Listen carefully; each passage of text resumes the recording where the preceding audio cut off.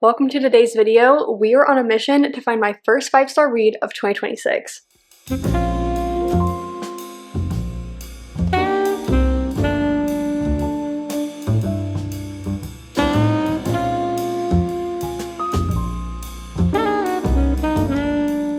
It is such a perfect reading day today because it is gloomy, it is rainy, it is a perfect excuse to cozy up on the couch with a good book. So let's pick out the first book I want to start for this video. This section has pretty much morphed into my priorities for my physical TBR, so this is where I want to choose our first book from.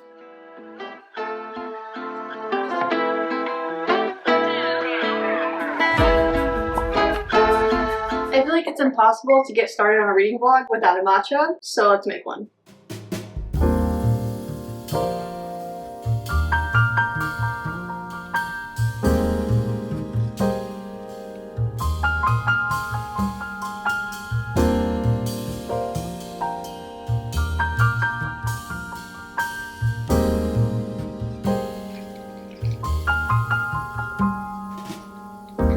As soon as I got comfy on the couch to start reading, I got a call from Milo's groomers that he was ready for pickup. So we have a clean and fresh boy over there eating a little pig ear as a treat, but I came home in like damp clothes. I didn't love it. So we changed into new comfy pants and a new comfy top, and let's get reading for real this time.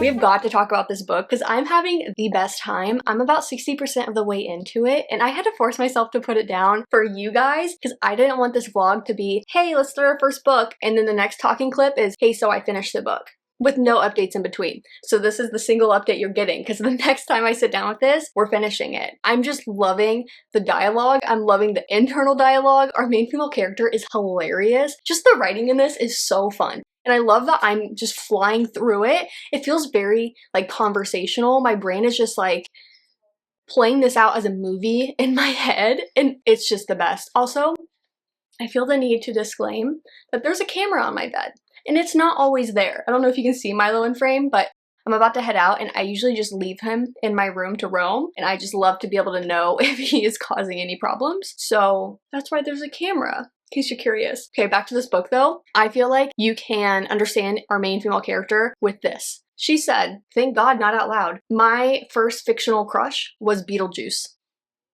Babes, we don't even admit that in our heads.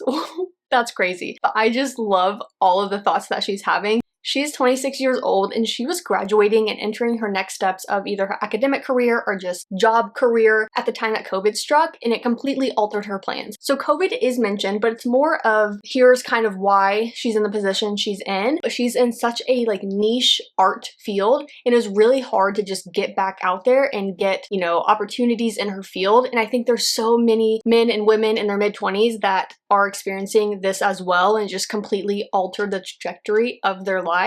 So we see that, and then we have our main male character that is the neighbor who is 40, so quite the age difference. But I will say I don't feel it. There's like some conversational things I'm like, okay, like I can see that there's the age difference, but it doesn't feel dramatic. I like that. He has a girl that's I think like 10.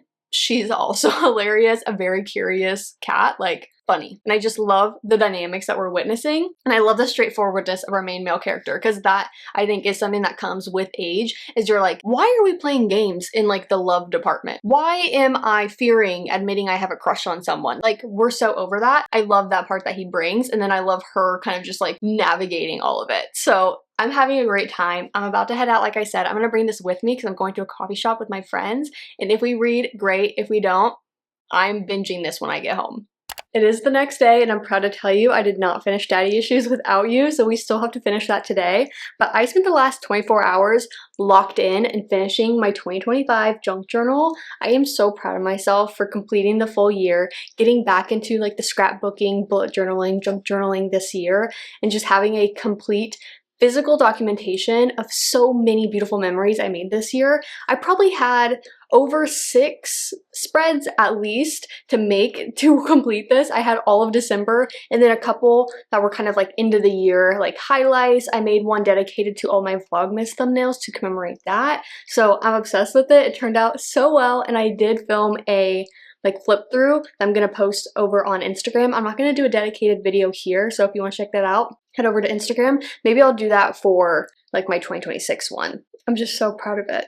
So now that we're done with that, I was like, girl, we're heading too far into January that if you don't do this soon, I fear you're gonna get behind and like never do it. So I'm glad I locked in and did that today. I also like went through all my junk journal stuff and organized it. Feeling on top of the world, honestly. Like I said, or I don't know if I said this, it can be inferred if you can't read the clock behind me. It is the afternoon, so I spent the morning doing some work stuff because I had like my job thing to take care of and then doing the junk journaling thing. So I've had my breakfast, but now we kind of need like a second snack or another drink at least. So I'm thinking of making an iced chai. I have the chai concentrate from Trader Joe's. I already had a matcha today, so it was either a chai or a hot coffee, and I just feel a little too warm right now. I think if I was colder, then maybe I'd go for the hot coffee, but I'm wanting another like cold, cool drink. So let's go ahead and make that.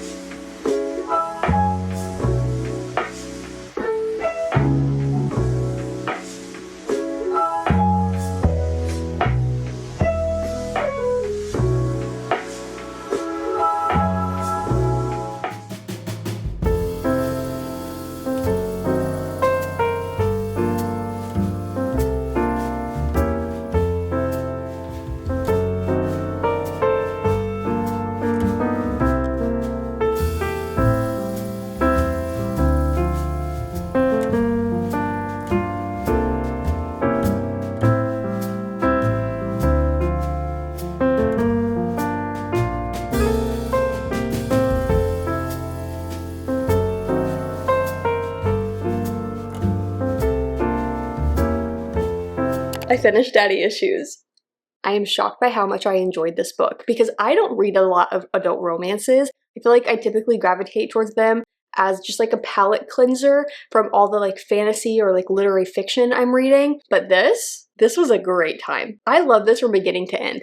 I thought it was so funny, but it also carried a lot of real topics. I enjoyed the age gap in this, which doesn't totally surprise me because it's not like an issue I have in romances, but I don't often read them. I think I've read one other, and that was Culty by Mariana Zapata, which even that, totally different characters, and I don't quite remember what that age gap was. And I feel like kids and books can make or break a book. His daughter was such a fun addition to the story. She was such a funny like 9-year-old, and I feel like she was depicted as a pretty accurate 9-year-old. I love just like the conversations that our main female character was having with her. And then I just really enjoyed the romance with our two main characters. I love how refreshing it was to have our main male character that was, I think, 40, but he added such like a different perspective to a relationship, and I just really enjoyed it. It was so funny and real, and I loved that at the end I felt such the like emotional pull and connection for our characters that I was like tearing up at different points. So this was a great time. I'm really glad that I kicked off the year with this book. That said, it is not a 5-star read. I'm thinking of giving it 4.5 stars, which is higher than I thought I was gonna give it when I first picked it up. I was hoping for 4, but I had a really good time with this, so 4.5 stars.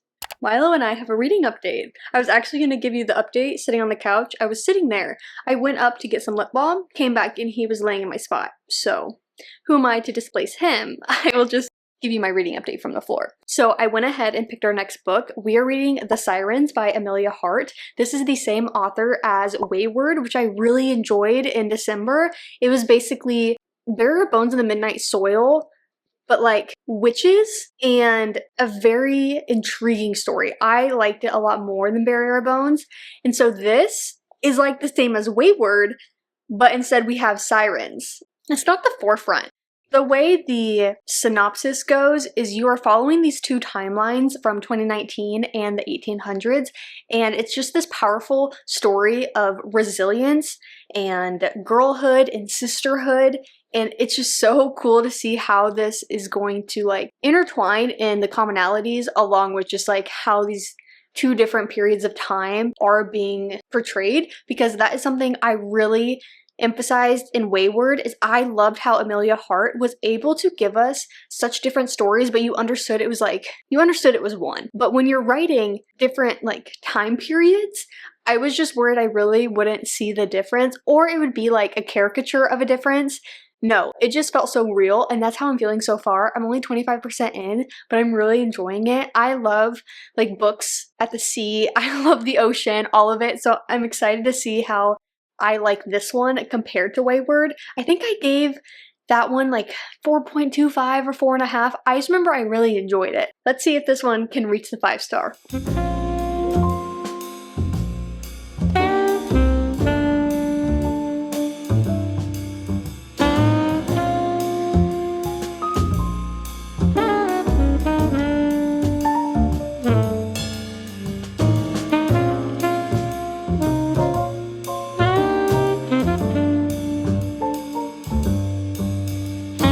I finished the Sirens last night, so let's talk about it.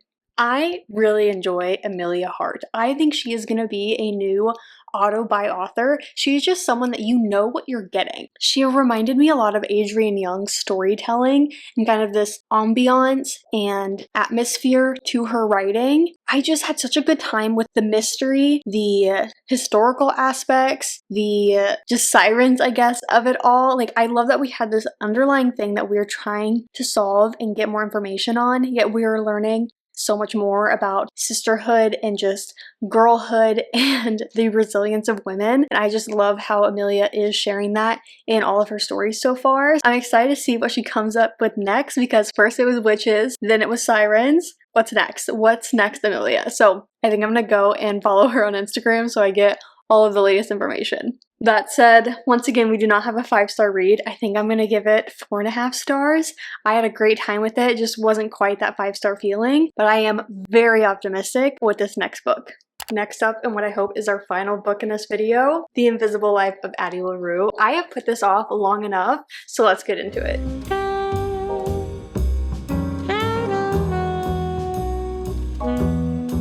I have my first reading update for you guys. I am 50% of the way into The Invisible Life of Addie LaRue, and I'm having such a good time with this story. This is my second book by V.E. Schwab, so I'm not incredibly like well known with their work. I think the only other one I read was a way more like spooky, eerie, confusing story. It was Galliant maybe, but this I feel like is my speed. I like the way that this is being written and told, and I get why so many people have given it 5 stars in the past. 5-star feelings are kind of unique in the sense that there are some stories that you feel it chapter 1. You're like, this is gonna be special. And there's other books that are kind of like this slow burn where you're like, I am so interested in this story. And it's kind of just like festering on the human experience and like what that means, and it makes you feel a lot deeper. And so like those feelings grow into a 5-star. This is kind of how that's feeling, because like 50% in is way different than 20% in. I was like, okay, I'm getting my bearings. I'm like developing care for the character and developing a care for like just what's going on. But by 50%, I'm feeling so much of the human experience and just like the concept of living a life where no one can remember you and kind of what that can do to you long term, and like the impact that many of us want to have in a world and to our close ones. And so I think that is what's like festering in me and like growing as I read more and more. So I'm having a really good time with this, and now I'm gonna go to work. Boo. But I'm hoping to maybe even finish this today. Maybe tonight. We'll see. We'll see when I get back, but I'm having a great time. It is a little after 9, and I have had a really nice, productive morning, but now I'm ready to sit on the couch and finish The Invisible Life of Addie LaRue. So let's go ahead and make a matcha and get cozy.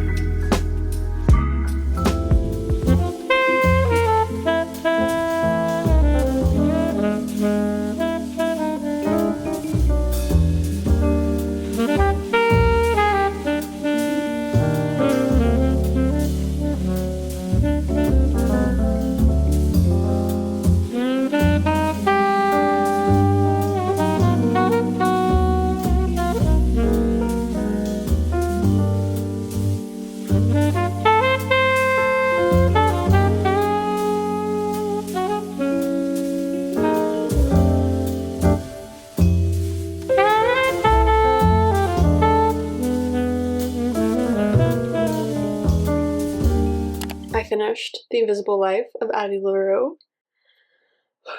And that will definitely be the conclusion of this video because this is an easy 5 stars. This book was something that just grew in me as I continued to read it and as the story continued to unfold, and the more I got to experience the human experience and kind of what it means to be human, and getting to witness such strong emotions and relationships and witnessing so many memories and lack thereof, right? I mean, we're dealing with Addie, who is remembered by no one after a deal she makes 300 years ago, and you're getting this past present timeline of like those 300 years that she has lived, those memories that she has made while no one else remembers them. And then you deal with the present time of finally someone says, I remember you, and what that can mean.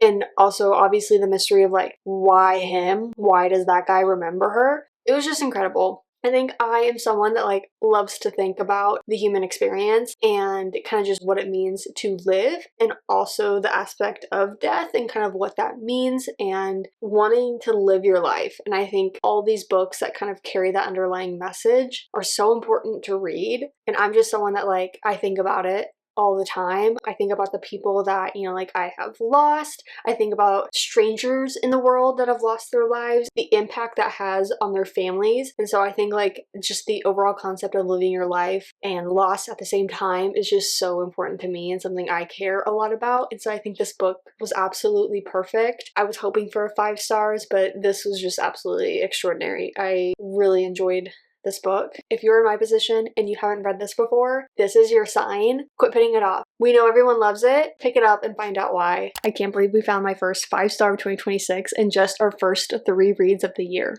We kicked it off with Daddy Issues that I gave 4.5 stars. I had a way better time than I thought I would. I knew I was going to enjoy it. I didn't expect to love it and connect to our characters as much as I did. This was a great time, and I'm really glad that I picked up my first Kate Goldbeck book. And then we picked up The Sirens by Amelia Hart. This was highly anticipated for me because of how much I enjoyed Wayward. I knew I loved the witches, but to read about sirens, equally as fun, such a different story, but still Amelia Hart. She's gonna be an auto-buy author for me. And then we found our first 5 star of 2026, The Invisible Life of Addie LaRue. I am so glad I finally picked this up. I understand all the love it has. I loved how much it made me think, it made me feel, appreciate the human life, the human experience. If you haven't picked this up already, this is your sign. If you've already found your first 5 star of 2026, comment it down below. If you haven't yet, please comment down below one of your 5 star predictions. And with that, thank you guys so much for watching, and I will see you in my next one.